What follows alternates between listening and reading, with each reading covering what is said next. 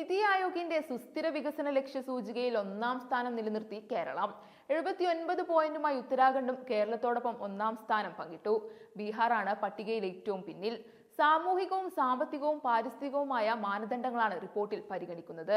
ഇന്ത്യയുടെ ആകെയുള്ള സുസ്ഥിര വികസന ലക്ഷ്യം സ്കോർ 2020 മുതൽ 21 കാലയളവിൽ 66 പോയിന്റ് ഉണ്ടായിരുന്നത് 2023-24 കാലയളവിൽ 71 പോയിന്റായി ഉയർന്നിട്ടുണ്ട്.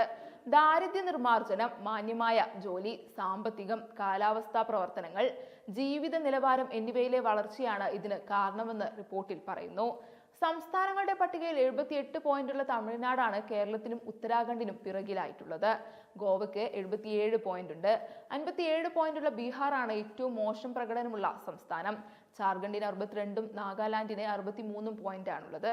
2020-21 കാലയളവിലും പട്ടികയിൽ കേരളമായിരുന്നു ഒന്നാമത്. ഛത്തീസ്ഗഡ്, ജമ്മു ആൻഡ് കാശ്മീർ, പുതുച്ചേരി, ആൻഡമാൻ ആൻഡ് നിക്കോബാർ, ഡൽഹി എന്നിവയാണ് മികച്ച പ്രകടനം നടത്തുന്ന കേന്ദ്രഭരണ പ്രദേശങ്ങൾ. സുസ്ഥിര വികസന ലക്ഷ്യത്തിന്റെ കീഴിൽ നിശ്ചയിച്ച 16 ലക്ഷ്യങ്ങളിൽ കാര്യമായ പുരോഗതി കൈവരിക്കാൻ സർക്കാരിന്റെ നടപടികളുടെ ഫലമായി രാജ്യത്തിന് സാധിച്ചിട്ടുണ്ടെന്ന് NITI Aayog CEO PVR Subrahmanyam report പുറത്തുവിട്ടുകൊണ്ട് പറഞ്ഞു. കേന്ദ്ര സർക്കാരിന്റെ വിദഗ്ധോപദേശക സമിതിയാണ് നിതി ആയോഗ്.